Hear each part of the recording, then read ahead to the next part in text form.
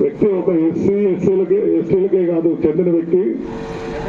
ఈరోజు కూడా మనం జగన్ రెడ్డి ప్రభుత్వం, వైఎస్ఆర్ ప్రభుత్వం నుంచి మనం కాపాడబడుతున్నాం అంటే అది కేవలం డాక్టర్ బాబాసాహెబ్ అంబేద్కర్ ఆ రోజు న్యాయస్థానం అనే ఒక చట్టాన్ని కూడా తీసుకురాబట్టి ఈరోజు మనం బతుకుతున్నామని చెప్పేసి మీ సభాముఖంగా తెలియజేస్తున్నాం. ఎందుకంటే అన్ని వర్గాలకి ఎప్పుడు ఇబ్బంది అయినా, ఏ విధంగా అయినా, అది అధికారం కానీ అనధికారం కానీ లేకపోతే కులాల పరంగానే ఏ విధంగా అయినా అనగబడి తొక్కే వారిని ఏ విధంగా కాపాడాలనే ఒక చట్టాన్ని ఆయన అనుభవంతో రాసింది. కాబట్టి డాక్టర్ బాబాసాహెబ్ అంబేద్కర్ అందరి మనసులో ఉన్నారని తెలియజేస్తూ, ముఖ్యంగా ఈ వైఎస్ఆర్ ప్రభుత్వం నుంచి ఈ 5 సంవత్సరాలు మనం కాపాడుకున్నామంటే అది కేవలం డాక్టర్ బాబాసాహెబ్ అంబేద్కర్ గారు రచించిన ఆ న్యాయస్థాన వ్యవస్థగానే లేకపోతే ఈరోజు మన పరిస్థితి అందరూ కూడా ఘోరంగా ఉండేదని తెలియజేస్తూ, రేపు రాబోయే రోజుల్లో మనందరూ ఆలోచించి బాబాసాహెబ్ గారు ఏ ఆయుధం అయితే మనకి ఇచ్చారో, ఓటు అనే ఆయుధం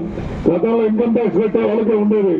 అటు కాకుండా ప్రతి పౌరుడికి ఓటు హక్కు కల్పించి ఆ ఓటు హక్కు ద్వారా ప్రజాస్వామ్యబద్ధంగా నాయకులు ఎన్నుకునే విధానాన్ని రచించిన డాక్టర్ బాబాసాహెబ్ అంబేద్కర్ గారికి ధన్యవాదాలు చెప్తూ సెలవు తీసుకున్నా.